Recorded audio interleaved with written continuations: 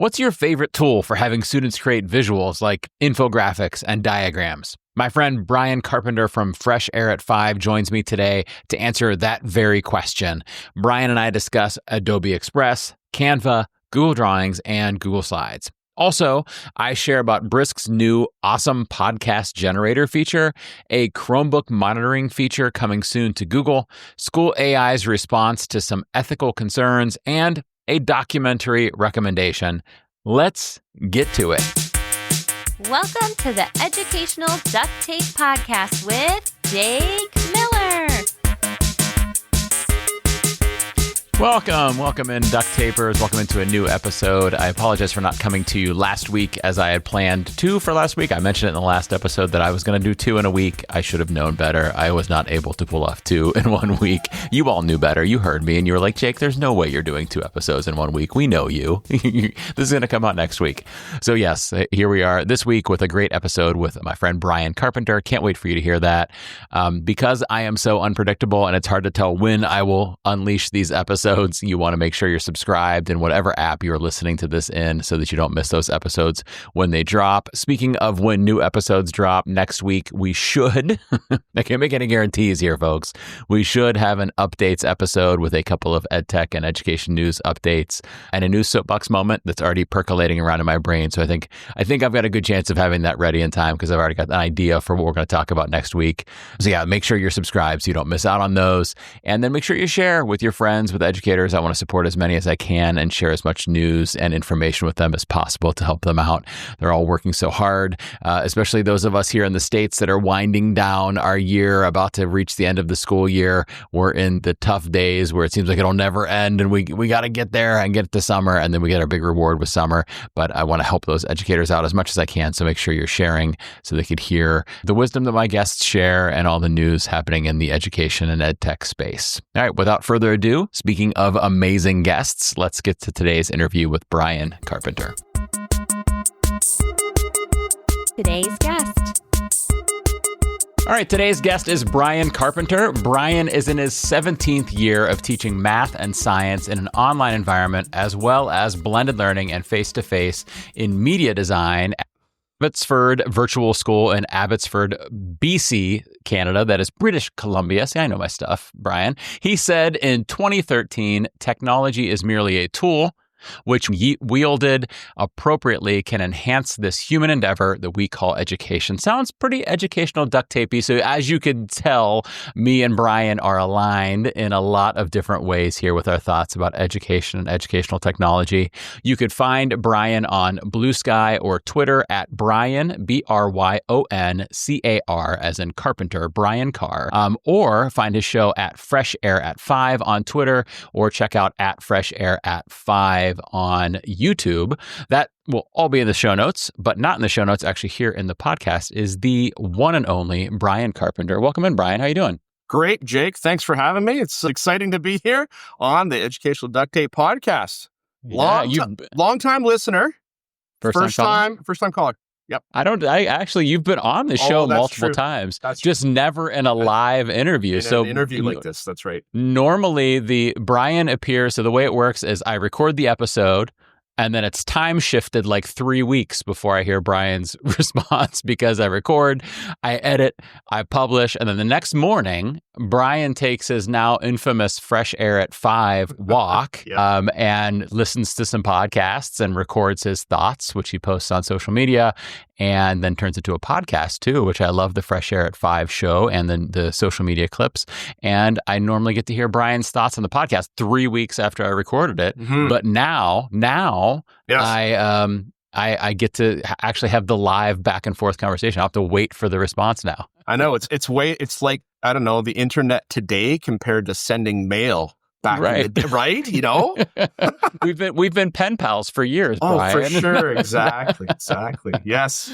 Now it's live. So how many, well, first of all, I was going to say how many miles have you walked on Fresh Air at 5 now? But I'm betting you would say how many kilometers as a Canadian, how many kilometers you've walked. So what do you prefer? First of all, miles or kilometers? What are we kilometers. Kilometers makes more sense to me. Yep. Okay, so how many do you think we've traveled over the season for Fresh Air 5? That is one thing I haven't actually thought about, is how far I've gone. But if we say I'm on episode 210 now. 210. Okay. We say we're walking 3 days a week, maybe 4 days a week. Okay. And I'm putting in probably 5 kilometers. So 5 times 4 is 20 times 200 puts us at 40,000 kilometers. That's a long ways. Oh, dude, I haven't done that math yet. So that's wow, first time. Cool. That's a long ways. Yeah. Most podcasts have their 100 episode anniversary and 200 episode anniversary. You're going to have your 50,000 kilometer anniversary, 100,000 kilometer anniversary. That's going to be cool. I like that. That's pretty good. Yeah. But some days I don't walk. If it's really gross, like pouring rain and 3 degrees Celsius, which is probably about 37 Fahrenheit. That's pretty chilly. And I decide not to go out in the weather. Yeah. I don't blame you. In the early days, I was a lot more hardcore, but I'm softening up, I think. I don't know. Getting older. It's our old age. We're both soft now. Exactly. Well, I love the show. I hope everybody that doesn't listen, hopefully they do listen. I don't know why they're not listening, but hopefully they do follow you on social. They could see those the day you record normally as you're kind of rounding out your walk. You record those reflections, or they could subscribe to the podcast or on YouTube and check out Fresh Air at 5 and hear your thoughts on a lot of different shows, which I've learned new like sometimes it's like, that I don't normally listen to that show, but that episode Bryon reflected on, like I feel like I should listen to that one. Or sometimes I'm like, I need to listen to that whole show. So it's kind of a cool discovery thing for me, to be able to discover new shows. I love it. So thanks for doing that. Thanks for introducing us to something. You're welcome. Well, Bryon, as you know, as a listener, we got to start off with a game here. Okay. So we're going to play a game of which of the following is less torturous, which, as you know, is like another game that goes by another name that I'm not legally allowed to say on the show. So I say the longer term, which is which of the following is less torturous. Which of these things do you consider to be less torturous? So, Bryon, you and I are men of supreme prestige with our distinguished beards. Now, yours is fuller and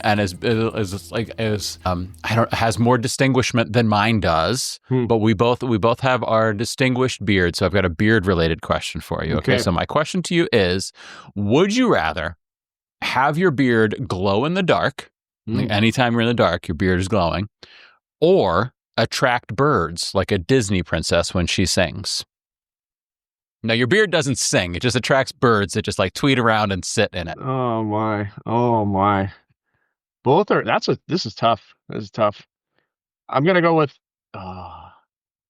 because if it glows in the dark, it's going to keep my wife awake when we're sleeping. That's accurate. I'm going to go with the Disney princess bird thing. Disney prince. It's the prince, not the princess. Okay, good. Prince Bryon, yes. Prince Bryon, yes. The Tweety birds. As I was telling you before we started recording, my wife and 2 of my kids are actually at Disney right now. Yeah. And they texted me and they said they saw Prince Bryon with his beard full of birds as they were walking along eating a jumbo turkey leg. Yeah, that's a hallucination right there. Right. Prince Eric with his beard full. Yes, exactly. Yes. So I've got to tell you, Bryon, when I was trying to come up with a question to ask today, I have some old ones and some ones I've made up before and stuff like that.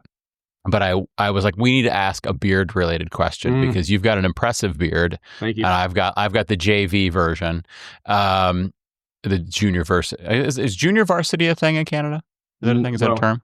Not really. So a high school sports team, they have their varsity team, not down as junior varsity. So my beard is JV. We're junior varsity here.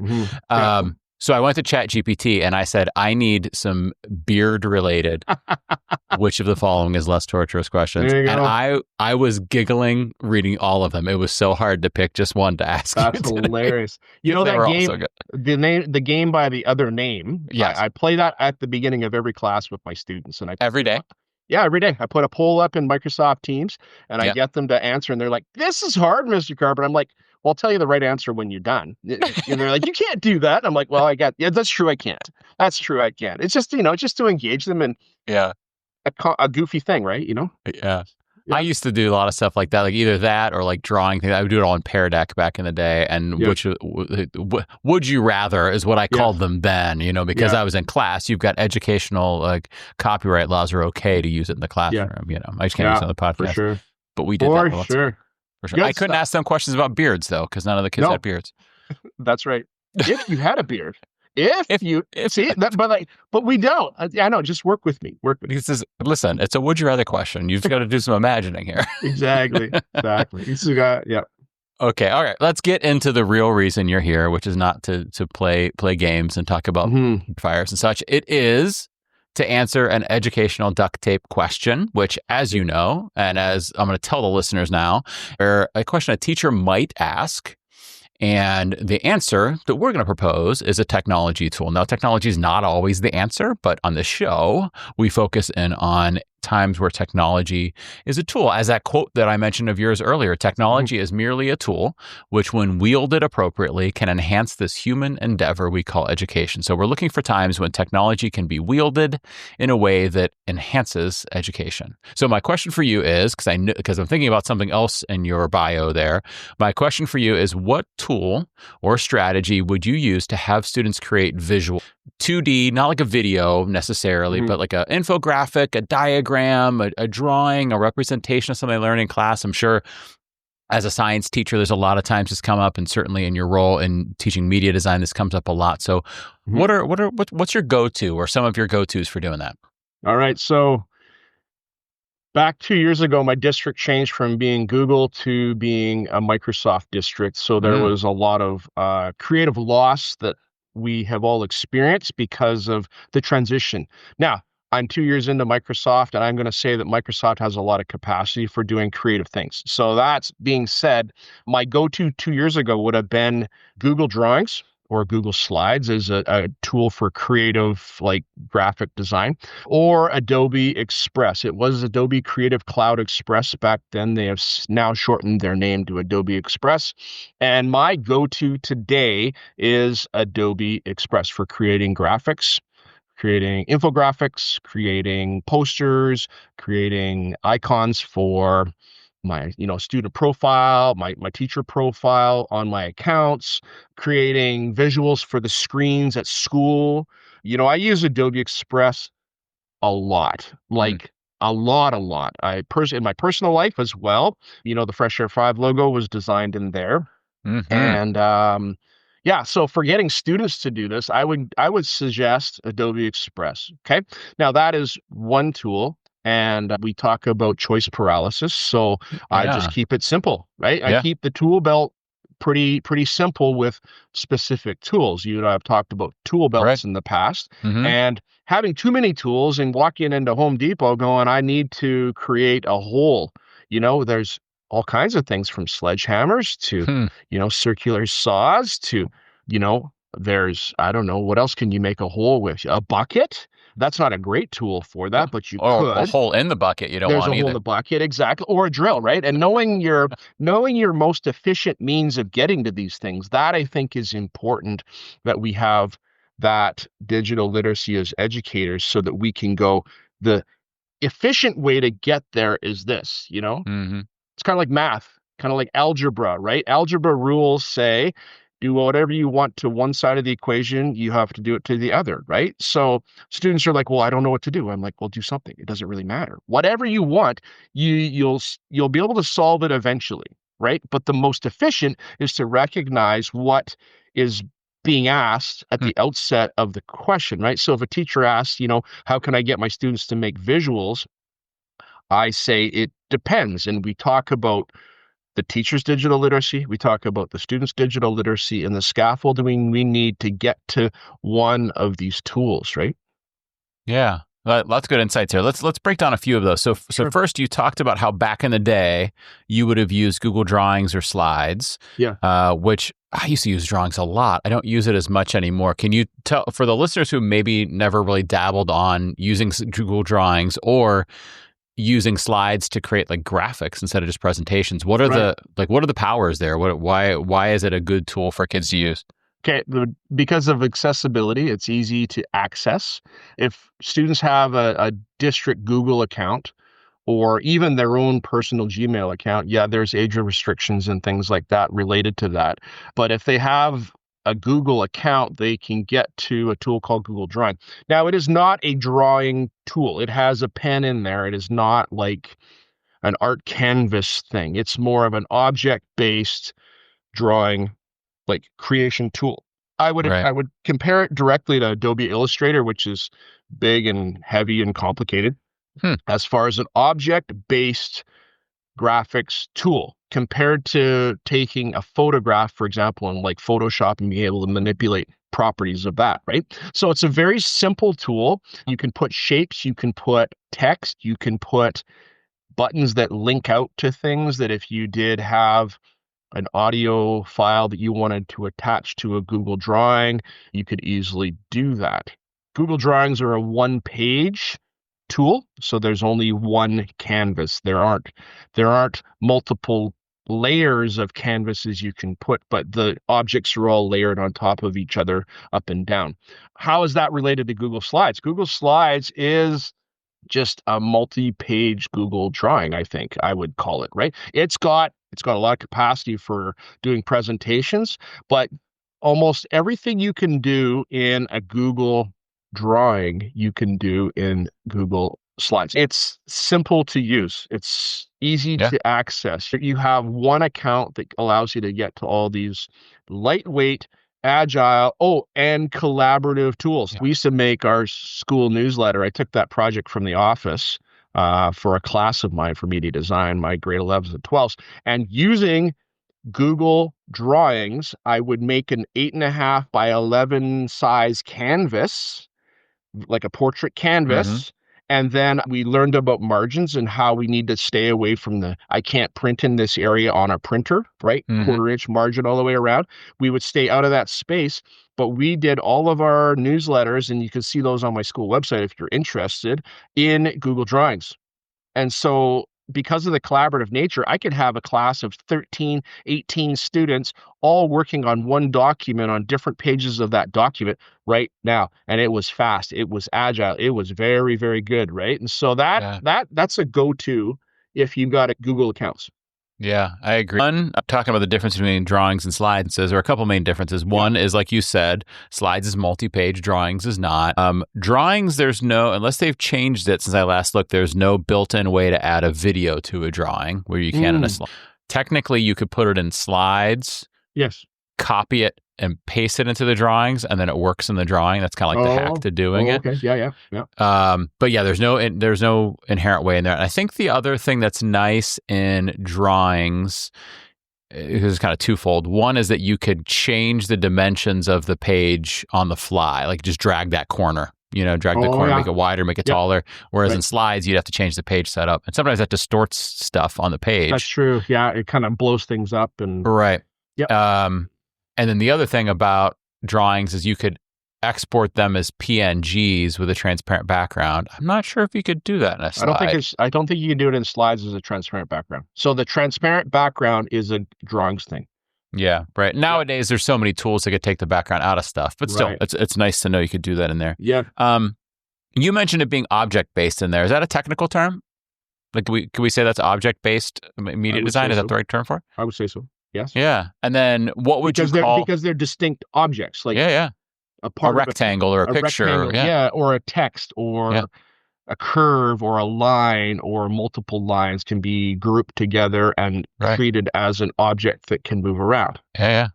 So then if you use the tool like, I forget the one art program on the iPad. Oh, it's a drawing one. My daughter uses it. Art classes use it. Procreate. Procreate, yes. Thank you. Yes. Yep. I wonder if you'd call that something different, right? If that's not object. I would call that not object-based. I would maybe call it's like that pen-based or something. Exactly, or stroke-based. And it is more like painting, right? You have your tool and you can draw with it. I don't know if you can select that whole object while it was clicked as an object and deal with it. Maybe. Yeah. I'm not familiar with that.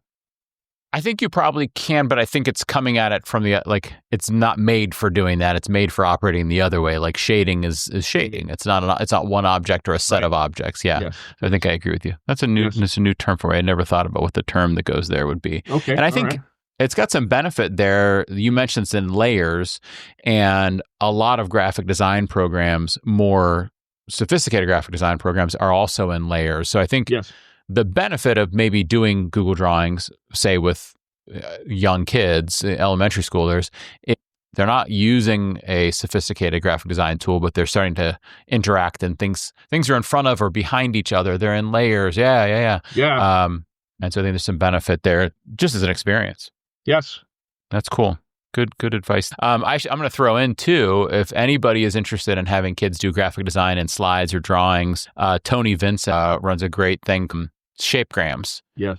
And he does it in slides, I think. Drawings. He does it in drawings. Is it drawings? Okay. But it's possible to do it in slides because they're a back and forth, right? But I have used Shapegrams with our grade 3 to 5 students years back. And, when we changed from Microsoft, a whole lot of things changed. And I was like, can I do this in PowerPoint? And I asked Tony, he says, if you want, Bryon, take and try to put it into PowerPoint and see what you can do with it, right? And it's too cumbersome. I decided against that, and there's other ways of getting at teaching, layering objects and things like that. And Adobe Express is my other go-to. It does a good job of being able to show you the layers, the stack of layers on the side of the screen as you're building something, so you can see where actually it is, right? And you're like, how come I can't click on it? Well, it's because it's behind 3 other things, and if you click on it on the layer stack, then you can get access to it that way. Yeah. So it's doing that same thing of teaching them those graphic design skills. So how young of kids do you use Adobe Express with? Currently grade 6. And how low do you think it could go? Oh, I think because of the busyness of the interface, as we went from Adobe Voice, which was very simple, to Spark Post, to Adobe Express, the complexity of the user interface has gotten there.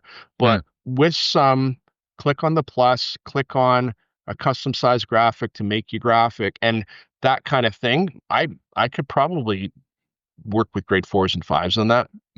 Because I don't see that a problem. It depends on the digital literacy of the students, right? Like if they have come through, the early years of elementary and I've been working with iPads and with drawings and having that language of being there, then we can get to accessing these tools much earlier, right? But we don't do that in my school because our students don't have that digital literacy background. Even though we're a virtual school, we do have K to grade 5 in our building 1 day a week. And I do teach them about digital literacy. But if I saw them more often, definitely I could be using Adobe Express and that simple entry-level tool, as early as probably grade 3 with students, Yeah, I can see that.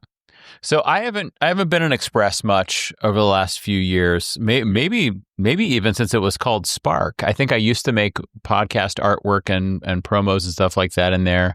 But haven't been using it a lot. And I'm guessing we have a lot of listeners that use that other tool that starts with a C. Yeah, we'll talk about that one in a minute. Tell us a little bit about Express. What can we do in there? Well, in Express, you can create a static graphic. You can create whatever dimensions of that graphic is that you need. Everything from square to rectangle. And there are some preset sizes there, but then there's the custom size graphic, right? Which is, what do you need it to be in order to fit into where are you going? So that is about understanding where you're going to be using this work in the future so that you can get a reasonable product out. And what do you need it to be? Do you need it an image file as a JPEG? Do you need it as a PNG that can have a transparent background so that you can put it into something else? What else? I'm not sure. Do you need it as a bookmark size? You're making a bookmark, right? So you could actually take your ruler, figure out what size you actually want your bookmark to be, because you have an awesome bookmark you got at the bookstore. And I was like, I want to make bookmarks with my students that are this size and make something that size. And then with some manipulation, you can actually print it to scale to the right size.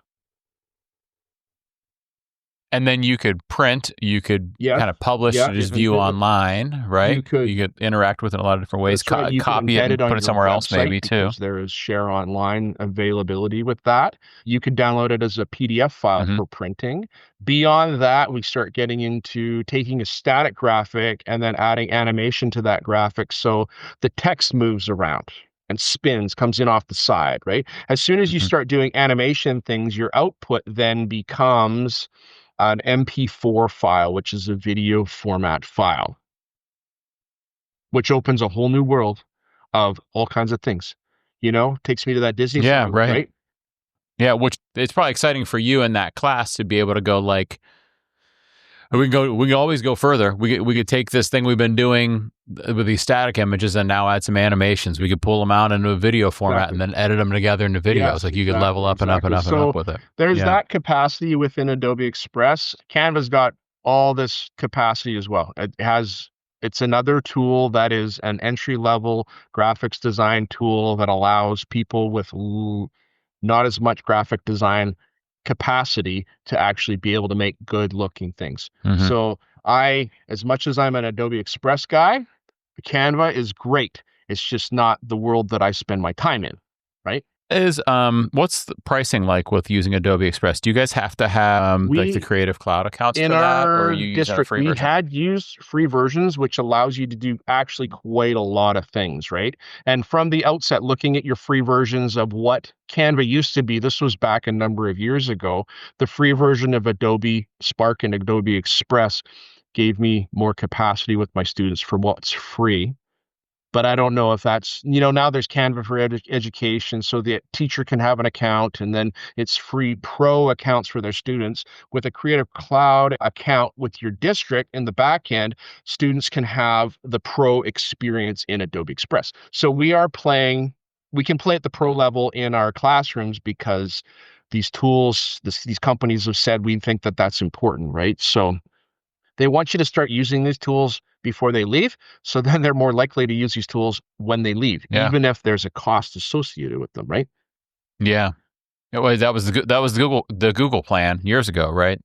And that's why they became so dominant in the education space, was because they allowed us free access in hopes that someday every employee would be typing their memos on Google Docs, right? And then, when their model changed, because, we can change our model, it affected, districts like mine, because we had, both types of accounts, and our district said, we've got Microsoft accounts, so we're going to work in Microsoft. And it's as good as Google, they said, right? The district senior administration, but it's different. I'm not saying it's bad. The change is actually really rough. When we talk about change in technology and, changing from one system to another, and how, you and I, Jake, we're big adopters of change.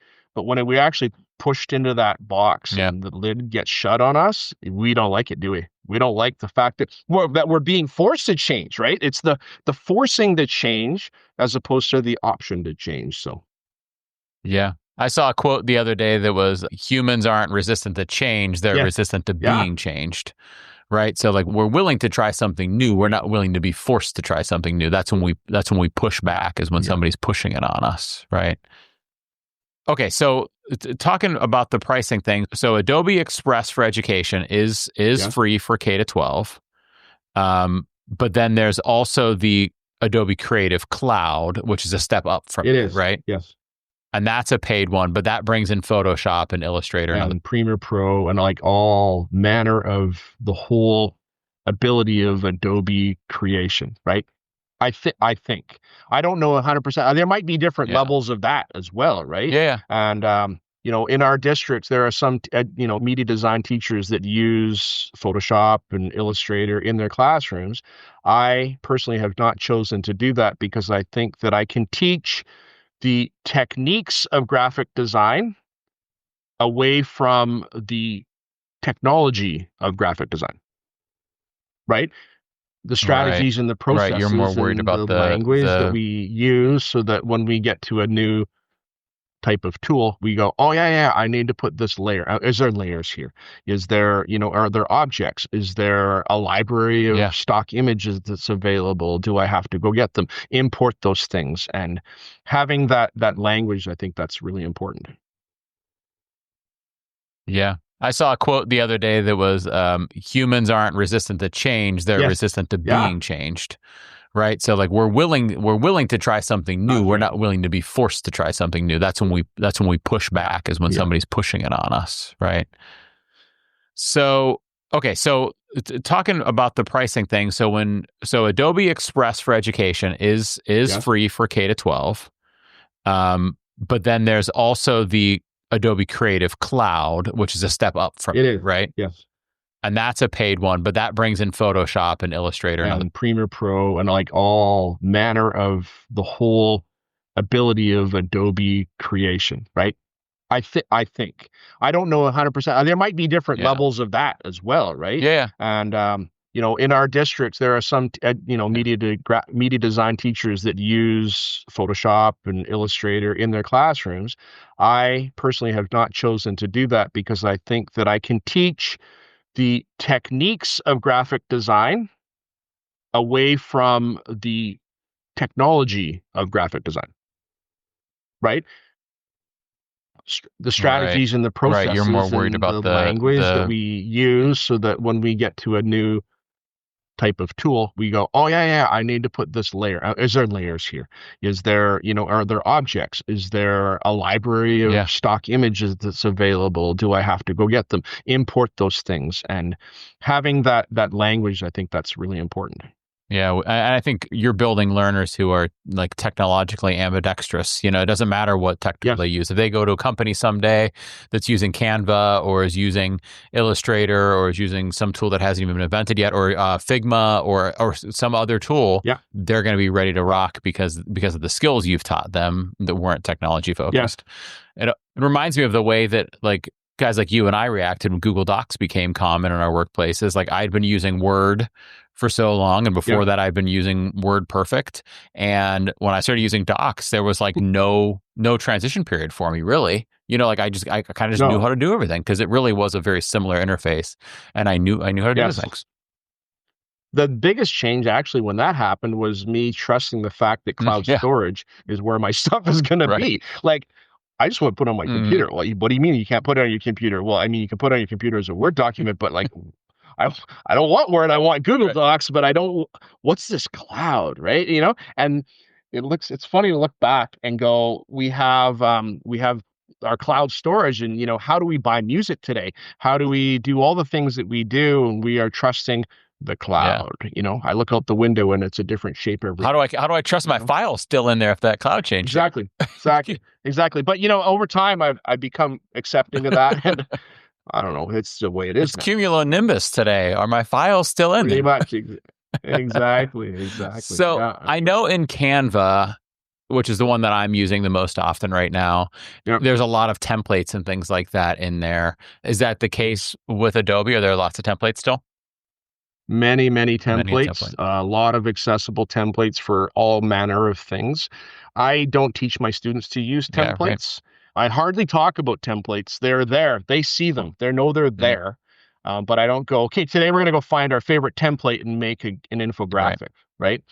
I go, how do we change the background of the canvas? How do we put the objects on there? How do we do all these things? You need some inspiration? Let's go look at some examples of infographics, and then I want you to create your own, right?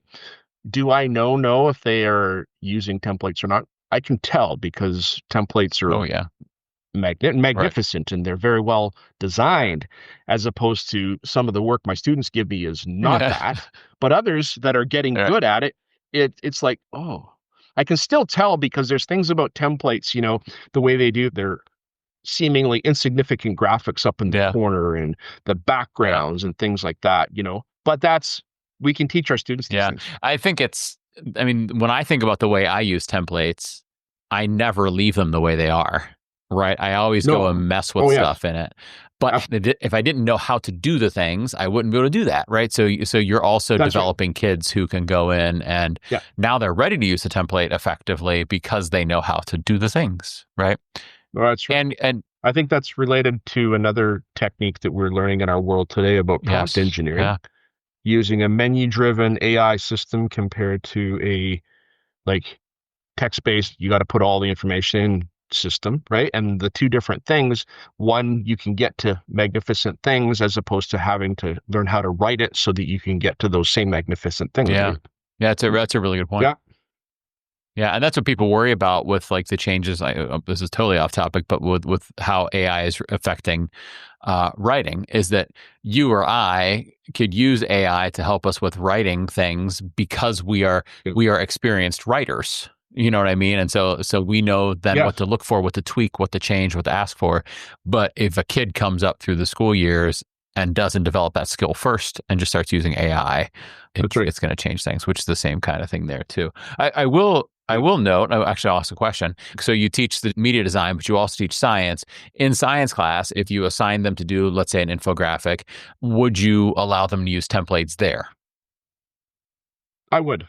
I wouldn't have a problem with that, because in our online science class, I am not teaching them media design. I am not in front of them long enough to go, we have a 3-day, we're going to learn about Adobe Express, and now I expect everything to look like something was created in Adobe Express. I give them choice and say, use a tool to create a product. And so I go, give me a PowerPoint. Yeah, you can use Canva. You can use a tool, whatever you want. I'm not looking at your prettiness of your project. I am looking at the content of 100%. Your project. So you can have the prettiest project in the world, but if you don't know what that word photosynthesis means and can't explain that to me, it doesn't matter. Right? Yeah, you're grading on mastery. So it's about, what are you trying to get to? Are you looking at the product or the process and watching those things, right? And so in my media design class, I'm watching my students in process every day. Yeah. They make really nice products, but that's not the point. It's about how did you get to that, right? And I do sometimes get them to reflect on that process. I sometimes get them to reflect on, why did you choose the colors you chose for your poster, right? And get them to do a flip style video of reflect on what you made and tell me why you made it that way, right? Versus in science class where you're like, can I look at your really ugly graphic design and tell that you understand photosynthesis? Right. Oh, exactly. Draw me a diagram on the back of a napkin with a pen at a restaurant, and it gets your point across, right? Yeah, I agree 100%. What is AI use like in Adobe Express? Does it have some AI image generation? Yeah, it does. It has uses the Adobe Firefly engine, which is integrated into Adobe Express. There is image from text, which is really fun.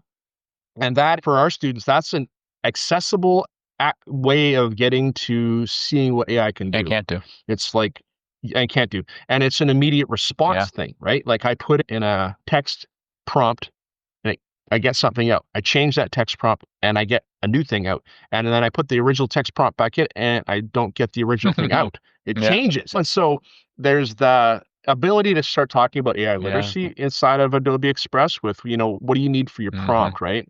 Which is then, it's the one part of AI where I'm not having to tell the chatbot that I want it to generate an image, because it's just assumed through that portal that I'm making an image, right?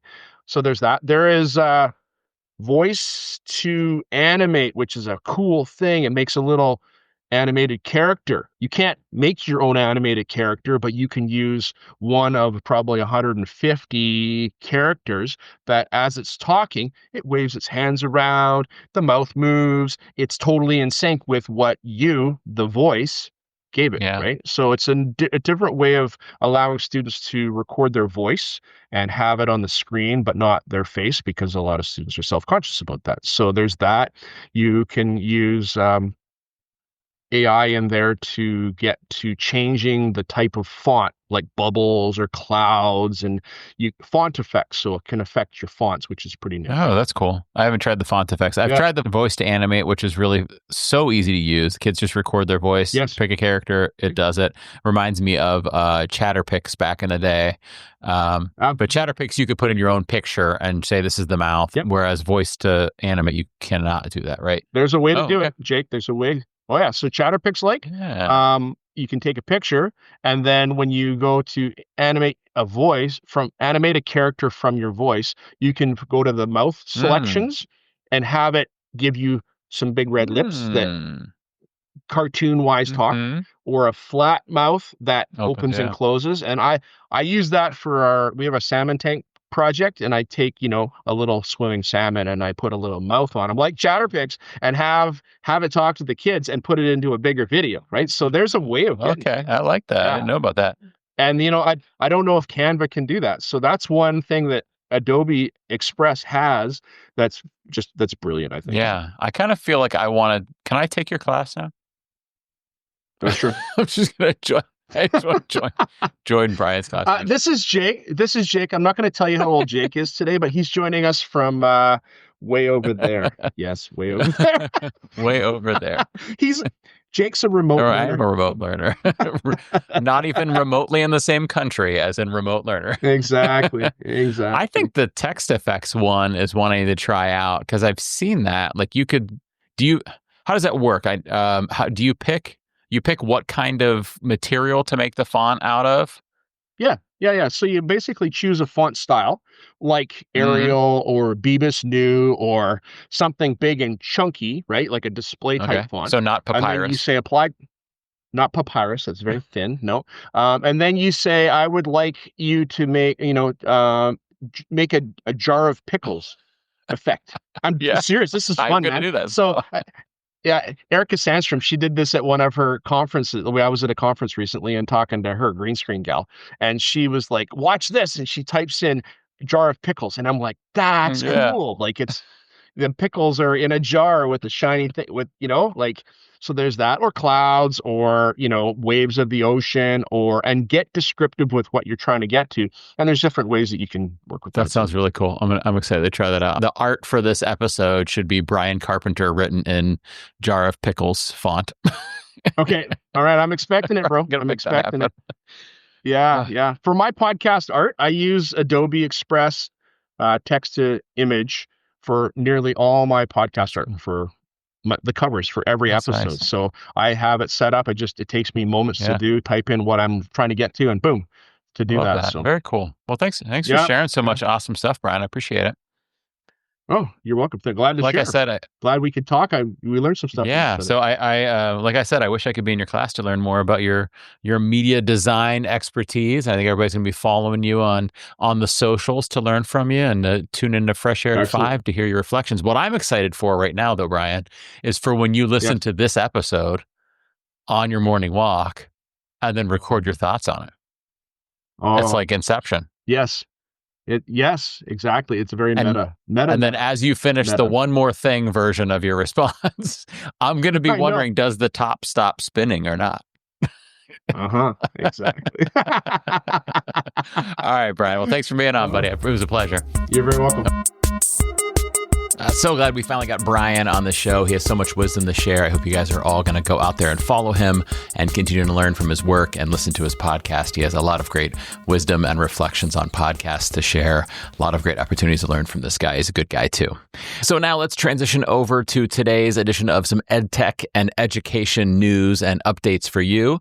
First off, we're going to start off with one that I'm really excited about. So have you ever had a colleague tell you, oh, you could do that with this tech tool? And you're like, no, you can't. And they're like, yes, you can. And then you realize that you totally missed a new feature and they're totally right. So that happened to me the other day.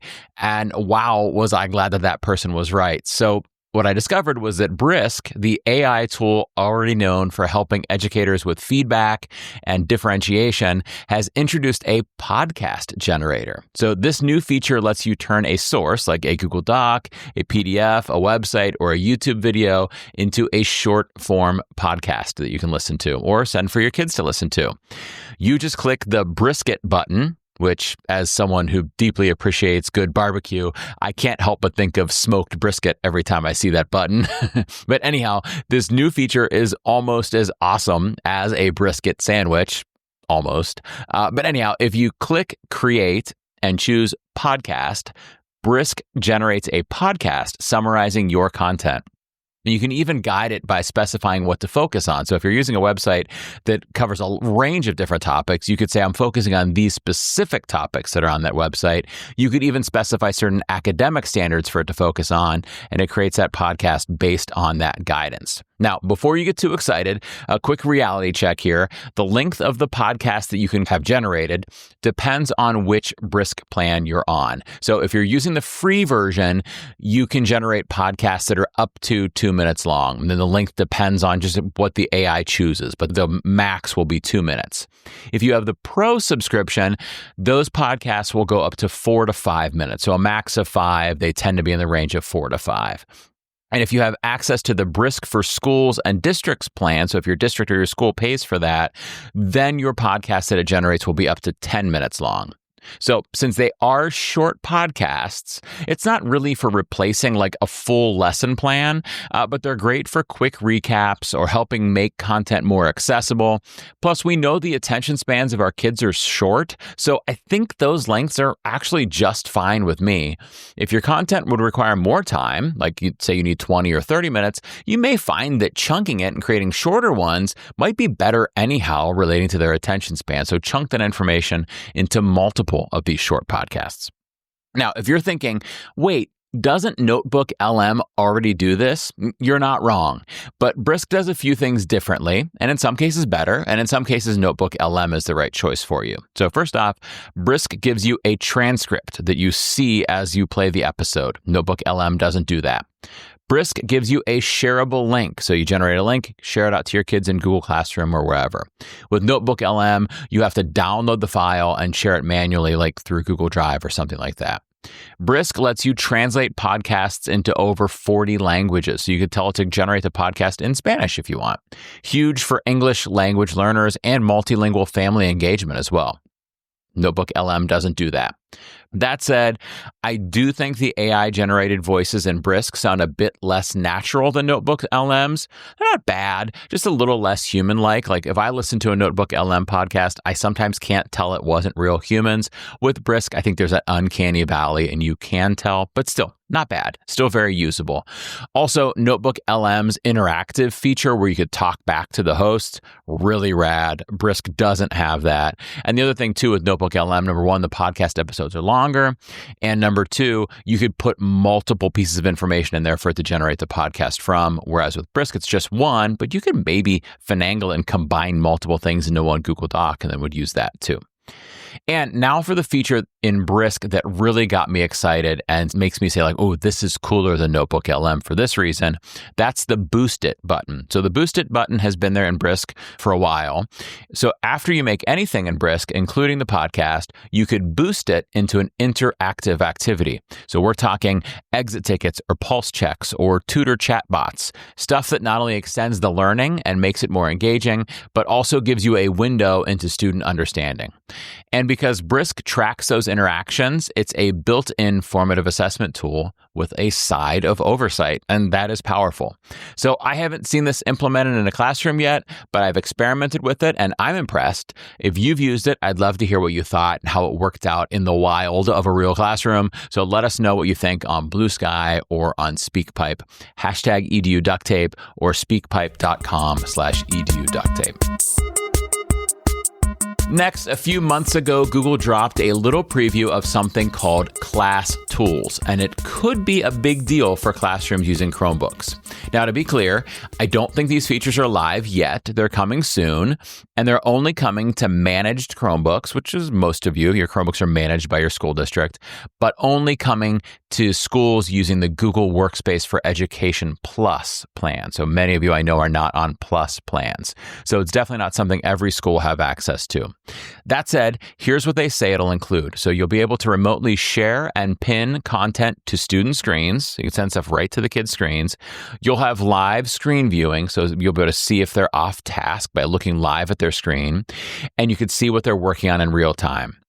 There's also a new live captioning and translation feature where your voice as a teacher at the front of the room gets captioned onto their screens and individual students can choose the language that they're seeing on their screen. Sounds pretty amazing. I'm not sure what exactly this one means, but Google says that teachers can create workbooks and send class content to their students' devices. Now, I'm not sure if this is some special workbook feature that's part of it, or if they're just saying create a workbook in a Google Doc and you can send it to your kids' screens. I'm not sure, but we'll have to wait to see that until it launches. If this is giving you Go Guardian or Hapara or Securely vibes, you're not wrong. It's very much like that. This feels like Google dipping its toe into that space. The keyword blog post gives us a few more sneak peeks into what this will look like, and the core idea is similar: more visibility, more accessibility, and quicker ways to engage students during instruction. So have you heard anything about it yet? Do you maybe have access to a beta of it? If you have, let us know what you think on Blue Sky or on SpeakPipe. Now, on a more serious note, SchoolAI recently made a set of changes to its historical figure spaces. And while it's a tech update, it's also a story about accountability and ethics and what we should expect from EdTech companies. So here's the backstory. Some educators raised very real concerns and very valid concerns about how SchoolAI's AI avatars were handling complex, sensitive historical topics, specifically how figures like Anne Frank were being portrayed, including disturbing and historically inaccurate responses about the Holocaust. Not okay. Definitely not okay. Not even close. The worry was that students might encounter simplified or inaccurate or even harmful portrayals in these AI-generated interactions. So SchoolAI not too long ago released a statement, a blog post of sorts, responding and announcing that they have made some thoughtful updates. They've now added safeguards to prioritize historical accuracy, to provide fuller context, and this part is key, make teacher-led moderation a core part of the experience when using these tools. So now, instead of students jumping into a chat with a quote-unquote historical figure and just hoping for the best, teachers have more control and visibility, and SchoolAI has done more on the back end to give us more confidence in the experience. It's a good step and a necessary one, and it's encouraging to see a company respond directly to criticism and to feedback, especially when it comes to how AI shows up in classrooms.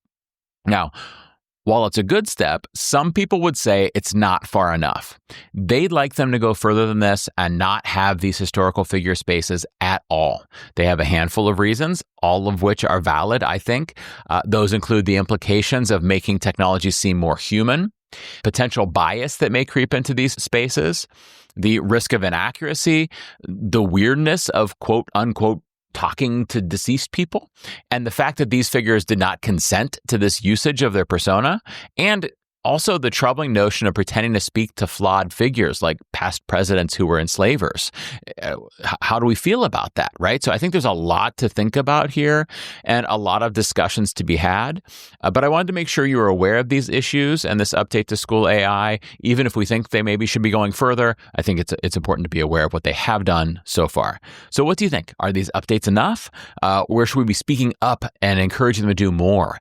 Where do we need to be talking out to these companies in the way that people did with SchoolAI? And they responded, which is exciting and good news. So let us know what you think on Blue Sky or SpeakPipe. And our final one for today, I just finished watching The First Class, a documentary that follows the first graduating class of Crosstown High in Memphis. I thought it was a powerful look at what can happen when a school prioritizes community, creativity, and real-world learning over test prep and doing things the way we've always done them. The film showcases project-based learning, problem-based learning, interdisciplinary projects, and a different way of thinking about school culture. It's a great conversation starter for anyone curious about what that could look like in their context. I found the stories of the actual learners that are centered in that school to be inspirational and moving. I really enjoyed the movie just as a viewing experience, but I also thought there was a lot to learn from and to think about there as well. And I also want to give a shout out to my friend Dion Jordan, Director of Teaching and Learning at KnowledgeWorks, because he was one of the founding educators at Crosstown High, and he's featured in the film. I probably would not have heard about this work had it not been for Dion's involvement. So thanks to Dion, and congrats on that work that he was a part of there, and to this great project that this documentary film became. So I highly recommend this film. You could watch it for free on their site. And if you do, let us know what you think on Blue Sky or SpeakPipe. As always, Blue Sky with hashtag EduDuctTape or speakpipe.com/EduDuctTape.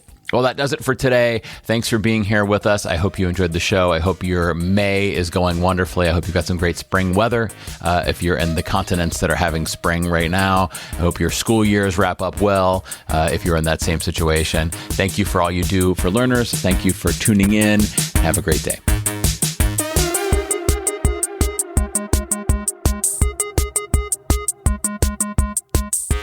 Thank you for listening to the Educational Duct Tape Podcast. Please consider rating and reviewing the show on your favorite podcast app.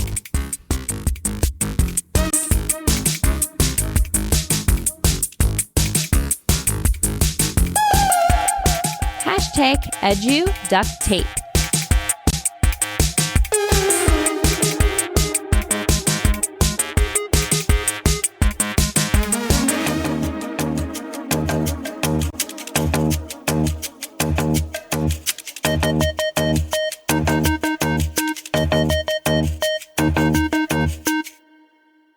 Bryon is in his 17th year of teaching math and science in an online environment, as well as blended learning and face-to-face in media design at the Abbott's That's